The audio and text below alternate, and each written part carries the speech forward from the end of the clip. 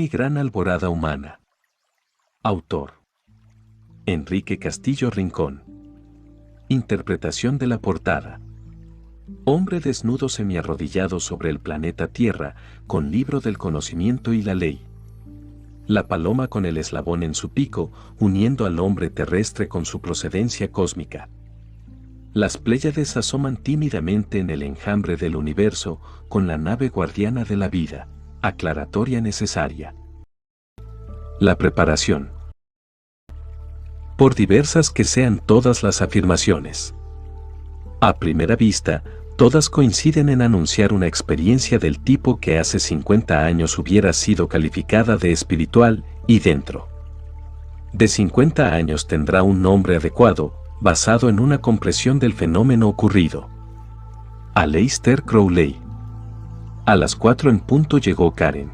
Como si me hubiera conocido de siempre, se acercó y con fuerte abrazo nos saludó. Le presenté a Alfonso y juntos, los tres, entramos a la heladería. Sin perder tiempo enfiló su conversación al tema de los platillos volares. Por cortesía y por consideración, no interrumpí la fantástica historia que brotaba de sus labios. Habló de unos maestros marcianos que le habían dado mi dirección y teléfono, de unos cursos tomados a través de una señora mexicana llamada Marle, de cómo había abandonado su carrera de cantante operática para difundir las enseñanzas de sus maestros. No entendí mayor cosa, pero mi agudo interés por todo lo que estuviera relacionado con ovnis me impidió cortarle de raíz su charla. Karen llegó a Colombia con el único propósito de dictar cursos y ponerme al tanto de los asuntos cósmicos. Para ello se reunió con grupo de personas y les enseñó sus técnicas especiales de comunicación con los extraterrestres. Gracias a algunas gestiones logramos encontrar la sala de conferencia localizadas en el Colegio Nacional Camilo Torres. Durante 3 días narró sus experiencias con los marcianos y las condiciones de vida en aquel planeta. Todos sin excepción mirábamos desconcertarnos al conferencista. Los segundos transcurrían y el interés aumentaba. El grupo de personas muy selecto, profesionales en diferentes especialidades, se abstuvieron de dar un veredicto definitivo, porque carecieron de elementos de juicio suficientes para juzgar su historia. Karen se robó la atención del público. Ni un murmullo se oyó mientras hablaba. Anunció para la semana siguiente un curso con nombre bastante atractivo: Introducción a la Ciencia Cósmica, para alguien cuya vida ha sido enmarcada en los límites de los racias, cuyos patrones han sido perfectamente delineados por la sociedad, para los que la vida misma es una rutina absurda. En el fondo sienten la necesidad de romper este estilo de concebir las cosas, claman por una liberación, pero están fuertemente atados a sus costumbres, a su pasado. La voz de la mujer convencida de sus ideas causó el impacto que se esperaba. Sutilmente caló en las mentes de los oyentes y quebró el ayer en 1000 pedazos. La ciencia y la religión afirmaron por muchas centurias la soledad del hombre en el universo. Karen hablaba de los marcianos como si se refiera a un asiático o a un europeo. No pude negarlo, también caí yo. Habló del amor universal y de la necesidad de la comunicación interplanetaria en beneficio del género humano. Finalizada la charla, un arquitecto ofreció un pequeño salón en su casa y allí se dictaron las primeras clases de ciencia cósmica. La admiración por Karen aumentó. Reunió un grupo de personas con ciertas capacidades paranormales y les enseñó las técnicas de comunicación con los maestros del cosmos. Había videntes, medium, telépatas. Toda una corte de seres dotados por la naturaleza para mirar a lugares donde otros eran ciegos. En este grupo una mujer decía comunicarse con un médico muerto hace muchos años. Graciela Torres, mejor conocida como Chela, era el puente del doctor José Gregorio Hernández Cisneros, médico venezolano que muerto en 1919. A través de Chela realizadas a sus milagrosas curaciones. Decidieron sentar su base de operaciones en casa de un señor, profundo conocedor de las ciencias ocultas y esotéricas. Este señor, Richard Tibb, finalizó su vida física en el mes de septiembre de 1990 a la edad de 83 años. Con el correr de los años se convertiría en uno de mis grandes amigos. Yo no participaba activamente en estas reuniones. Chela, por sus dotes mediúmnicas, fue la encargada de dirigir las primeras concentraciones y meditaciones. El primer grupo estaba integrado por varias personas, todas ellas conectadas a través de las charlas con Karen. En una de sus comunicaciones, el nombre de Enrique Castillo sugerido por supuestos extraterrestres que procedían de Andrómeda. Karen, sin perder tiempo, me buscó para ponerme al tanto de los mensajes. Casi me obligó a asistir a las reuniones. Acepté de buena gana, pero con curiosidad. Por lo general estas se realizaban 2 veces por semana. A través de Chela se lograron las primeras comunicaciones con seres de Andrómeda. Recibía los mensajes, algunas veces en escritura, otras en forma parlante, en la que considere podría ser una especie de mediumnidad consciente. Karen, por su parte, vigilaba celosamente para que las técnicas de relajación se cumplieran al pie de la letra. A su vez, hacía énfasis en la necesidad de contactar primero con lo que ella denominaba yo superior. Logramos cierta rutina en la celebración de estas reuniones. 2 veces por semana íbamos ya fuera de la casa de Richard o a la de Chela. Siempre nos colocábamos en la misma posición, en los mismos puestos. Chela al centro, Karen a un lado y yo al otro. Al comenzar las sesiones se apagaban las luces principales, quedando encendida una pequeña lámpara. Armados de papel y lápiz esperábamos los mensajes. Un día la comunicación se centró en la complacencia de los visitantes de Andrómeda por la participación mía en los ejercicios. Según ellos, 3 naves sobrevolaban la ciudad, esperando lograr el contacto físico con 3 miembros de nuestro grupo elegidos previamente. Transcurrían los meses de junio y julio de 1973. En términos generales, la mayoría de los mensajes estaba relacionada con advertencias mesiánicas, recalcando en nuestros patrones de conducta y alentándonos a mejorar nuestras actitudes frente a la vida. El interés por las reuniones se acrecentó de tal forma que ninguna persona faltaba a las mismas. Chela, con la facilidad de quienes han nacido específicamente para cumplir una determinada función, entraba rápidamente en comunicación. Los días pasaron y los ejercicios de preparación se sucedieron unos tras otros hasta que nos informaron la fecha de nuestro primer contacto físico con ellos, 11 de octubre de 1973. Nos miramos desconcertados, al fin la tan ansiada visita. El día fijado, a las 10 de la noche, partimos en grupo para la casa de Chela. Íbamos 16, pero solo 3 tendrían la oportunidad de subir a las naves. El lugar de reunión sería en un sitio al norte de Bogotá, mejor conocido como La Calera. Detuvimos los autos en el kilómetro 8, nos bajamos rápidamente. La noche fría, el viento soplaba fuerte y una molesta llovizna pronto empapó nuestras ropas. A través de un camino bastante difícil, debíamos llegar a una loma distante algunos metros.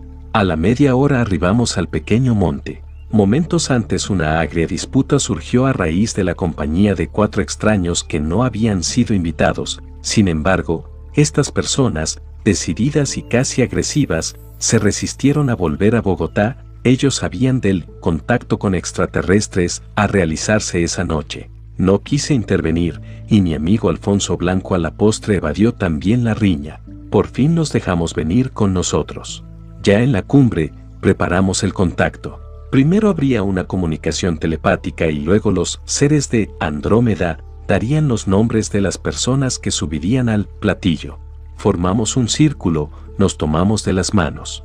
Todos estábamos nerviosos, inseguros. Yo bromeaba con el doctor Cosme Mejida, uno de los integrantes del grupo. Cosme confundía cada estrella, cada nube, con los platillos voladores y me divertía esta actitud. Yo estaba muy escéptico sobre los resultados de esa noche. Chela recibió el primer mensaje. Ya estamos aquí, hermanos. En 10 minutos daremos los nombres de los contactos. Todos giramos nuestras cabezas, buscando huellas que evidenciaran la presencia de los aparatos. Cada uno de nosotros pensó en llegar a ser el favorecido, pero no vimos nada.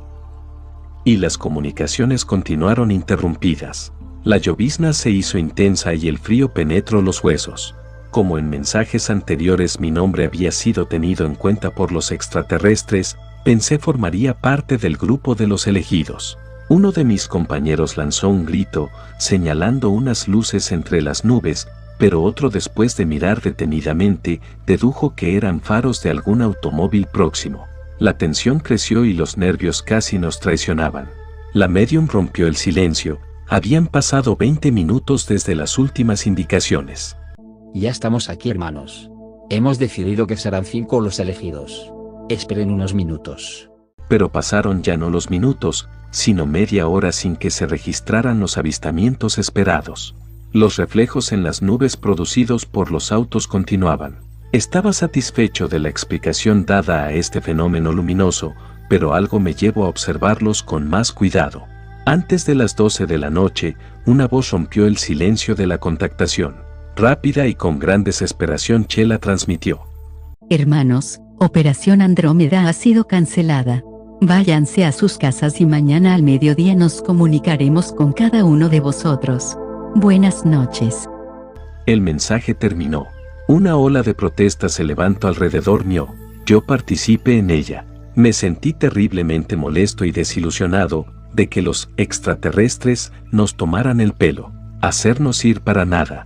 Todos estábamos propensos a una pulmonía y los seres de Andrómeda decidían postergar para otro día la cita. Esto es el colmo. ¿Cómo era posible que entidades muy evolucionadas nos gastaran bromas tan pesadas? Richard y Karen terciaron en mi protesta. Con la voz calmada trataron de serenar los ánimos. Son las pruebas de los maestros, dijeron. Yo no me quedé muy convencido de la explicación.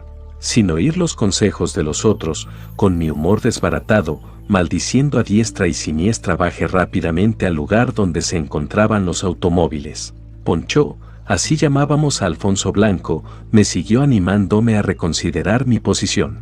Que extraterrestres, ni que 8 cuartos, me sentí el centro de la estupidez mejor organizada en toda la historia de la humanidad. Caminando un poco desligado de la realidad, aún mal geniado, sumergido en mis pensamientos, sentí de pronto una orden terminante. ¡Alto ahí! Levanté la cara, una fuerte luz iluminó mis ojos, cegándolos por un instante. Alcancé a notar una imponente metralleta corta que apuntaba justo a mi cuerpo. Poncho se detuvo y a lo lejos observé que los otros miembros del grupo se habían detenido inmediatamente.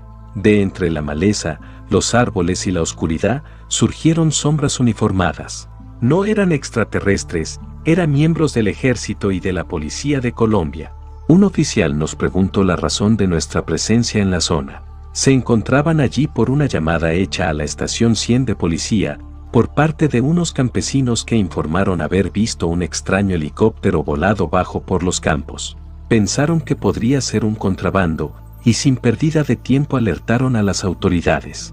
Inmediatamente asocié las extrañas luces que nosotros asegurábamos pertenecían al reflejo de los automóviles con los platillos voladores.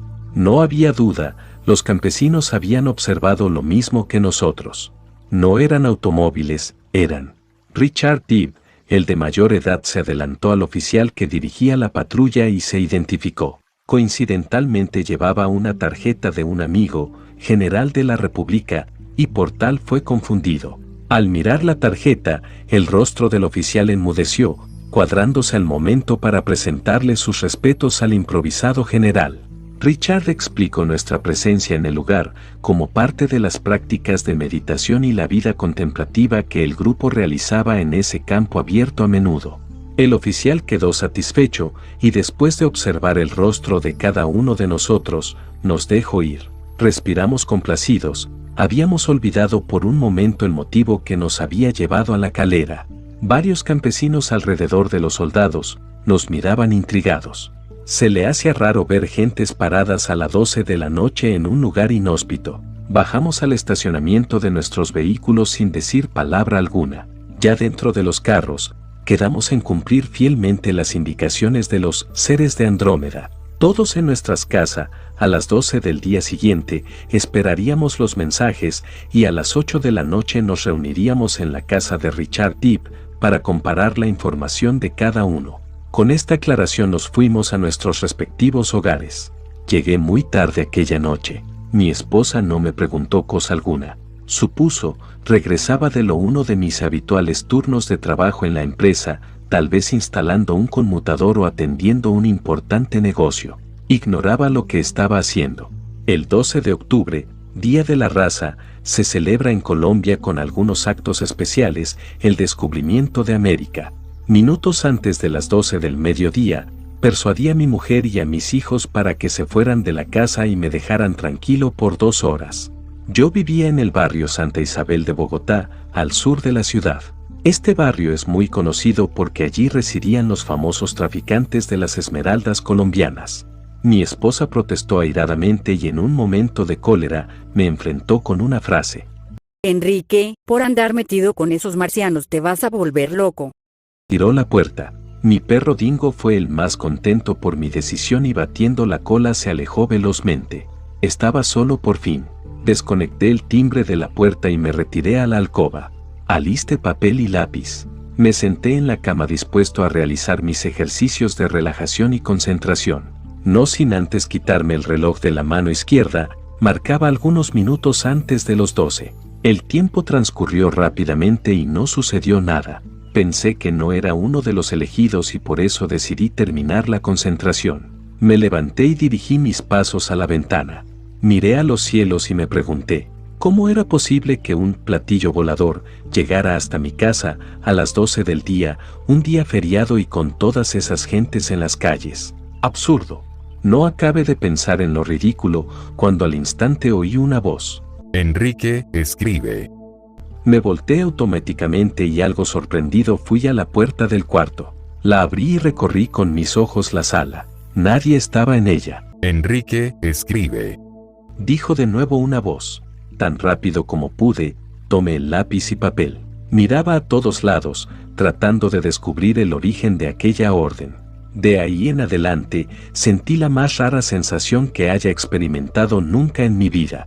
Unos zumbidos fuertes y constantes, como el de un enjambre de abeja, golpeó mis oídos. El pánico se apoderó de mí. La voz seguía insistiendo para que yo escribiera. En el centro de mi cerebro retumbaba un tambor, mi respiración se agitó anormalmente.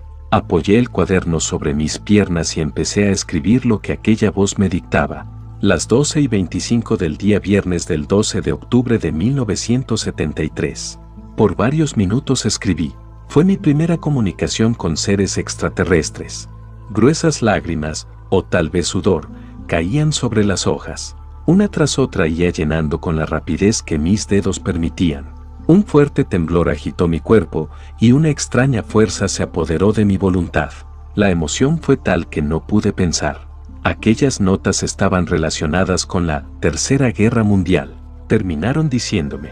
No habrá contacto esta noche, pero otros hermanos procedentes del cosmos están aquí ya. Sigan en el grupo, ellos se comunicarán con ustedes. Adiós. Hicieron énfasis en el comportamiento de la noche anterior, cuando se rompieron normas elementales de conducta al discutir furiosamente por los hechos que narré anteriormente. Según ellos, esa actitud no favorecía al grupo. Me estremecí al leer esta observación. La comunicación terminó. Me levanté y dirigí al baño. Abrí la llave del lavamanos y observé en el espejo mis ojos están inyectados. Los brazos y piernas me temblaban. No era sudor lo que había caído sobre las hojas de papel cuando escribía. Eran lágrimas que habían escapado sin poderlas evitar. No pude explicar el porqué. Alrededor de mi nariz se apareció una línea morada. En todo el cuerpo sentí un hormigueo. Bañé mi cara y volví al cuarto. Descansé un momento. Recogí y ordené las hojas que había escrito, las leí detenidamente, me causaron honda impresión. Las doblé y guardé en el bolsillo. Me recosté a un lado de la cama y reposé un instante. Mucho más calmado, regresé al espejo del baño y pude notar que las manchas moradas habían desaparecido. Vertí agua sobre mi cara y me sentí fortificado. Ordené mi ropa y un poco descompuesta, conecté el timbre, abrí la puerta de la casa. Silbé a uno de mis hijos que jugaba fútbol a unos 50 metros en la calle. Mi familia regresó.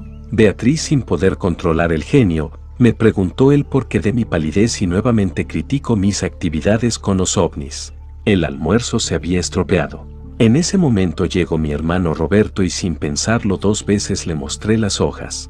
Enrique, ¿de dónde sacaste esto? No le expliqué nada y continuó. Yo sé que la guerra mundial la están deteniendo, pero de que llega y no dijo más. Volví las hojas a su lugar en el bolsillo y salí de la casa a encontrarme con una amiga a quien quería contarle lo que me había pasado. La invité al cine y ya en el teatro le narré la experiencia. Me miraba extrañada. Cortó repentinamente mi monólogo con una advertencia, la clasificó de producto de la mente o de espiritismo barato. No quise continuar mi improvisado informe.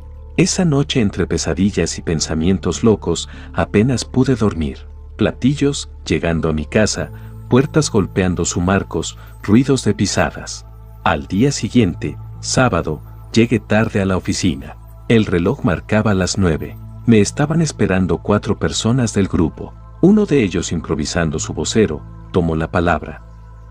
Enrique, Karen está furiosa. ¿Por qué no fuiste a la reunión? Varios miembros recibieron mensajes ordenando ir a tal o cual lugar. Estuvimos en Fontibón, fuimos al Rosal, a La Calera, a Choachí.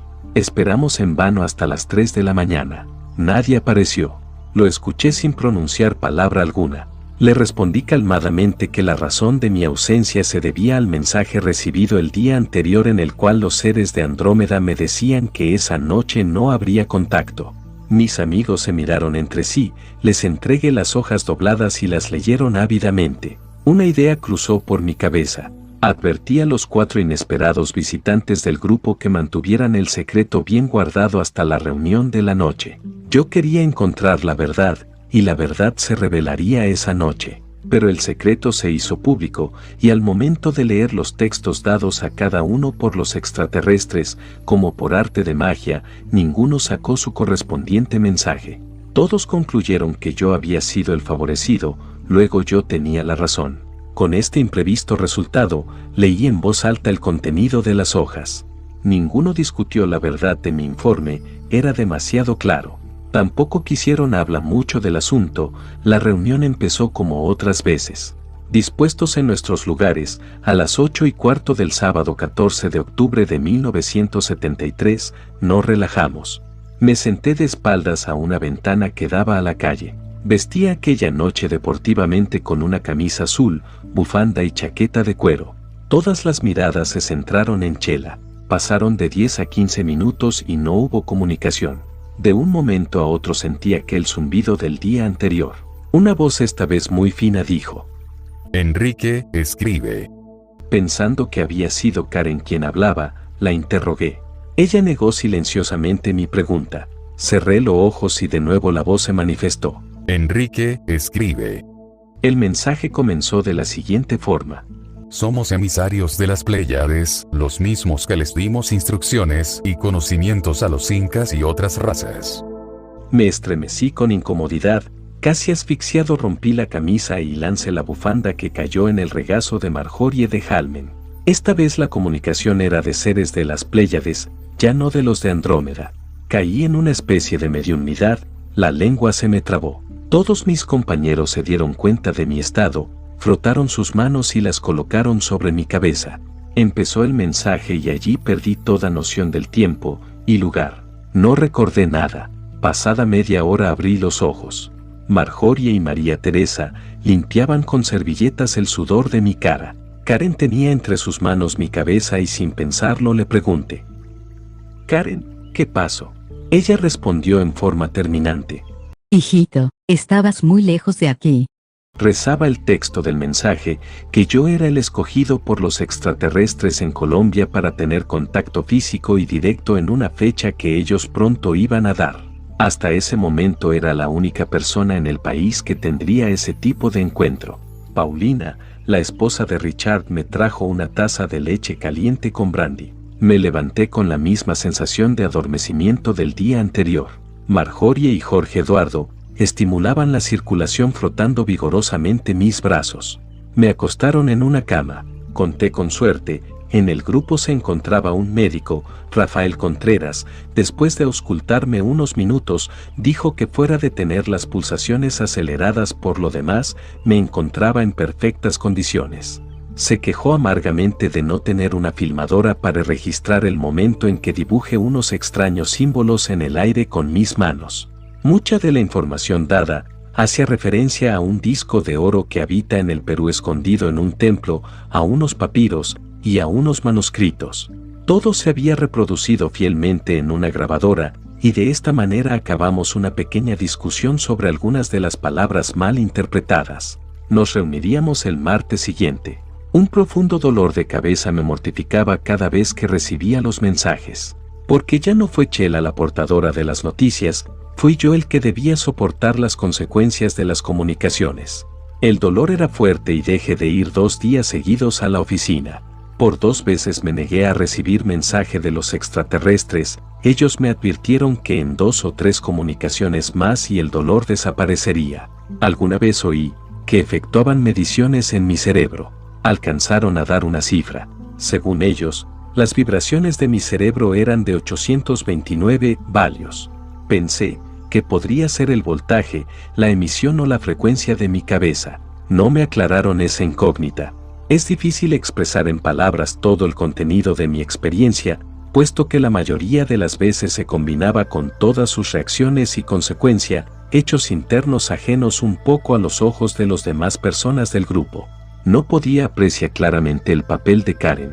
Fue ella la que me inició, pero una vez cumplida su misión, el brillo de su aura para mí había desaparecido. Karen insistía en el deber de fomentar mis lazos con el yo superior. Realizaba paso a paso sus técnicas de contactación, pero me sentí frustrado, carecía de las facultades paranormales de los otros y por momentos atribuí ese extraño fenómeno al subconsciente. No conocía las fuerzas que nos dominaban. A pesar de todo, nuestro grupo se conformó en un principio con 17 personas, grupo al que más tarde se sumarían otras para llegar a 27. Por la importancia de los sucesos que se fueron ligando secuencialmente, citaré nombres de los primeros. Richard Deep, Paulina de Deep, Marjorie de Achelman, María Teresa Paladino, Graciela Torres, Chela, Alfonso Blanco Rodríguez, Cosme Mejía, Eberto Cediel, Rafael Contreras, Pedro Ávila, Gloria y Alba, hijas de Pedro Ávila, Víctor Rodríguez, Fernando Márquez, Jorge Eduardo Silva, Adriana Turner, Karen y yo, Enrique Castillo Rincón. Algunas veces el grupo crecía por invitaciones hechas a los amigos de algunos de los integrantes. También ocurrió el caso contrario. Varios se marginaron con la firme creencia para unos de que lo realizado allí era fraudulento o manifestación de locos o espiritistas y otros porque no encontraron la espectacularidad esperada desde un principio. Nosotros nos reunimos regularmente lo establecido, 2 veces a la semana, martes y viernes a las 8 de la tarde. En otra de las comunicaciones se nos informó sobre la existencia de un templo oculto en ruinas en el Perú. Allí permanecía el verdadero conocimiento de la historia de la humanidad. Pero según explicaron, no solo en un templo peruano había información. También en diferentes sitios del Centro y Suramérica, ciudades perdidas en la soledad de las milenarias cordilleras andinas, contenían riquezas traducidas en conocimiento e información. Una vez reunidas las partes del rompecabezas de datos encontrados en templos y pirámides, ruinas y ciudades olvidadas, la humanidad ya no dudaría de la verdad de los nuevos conocimientos, bastante diferentes a como se había enseñado en nuestros estudios del pasado y del planeta. Para nosotros esto era novedoso. Nos sentíamos estimulados con la posibilidad de ser los primeros en recibir esta información. En cierta forma éramos un grupo privilegiado. Por momento, y a pesar de tener evidencia en nuestras manos, dudábamos. A finales de octubre de ese mismo año 1973, los emisarios de las Pléyades anunciaron la fecha del contacto físico con ellos. Había llegado el momento y nosotros estábamos preparados.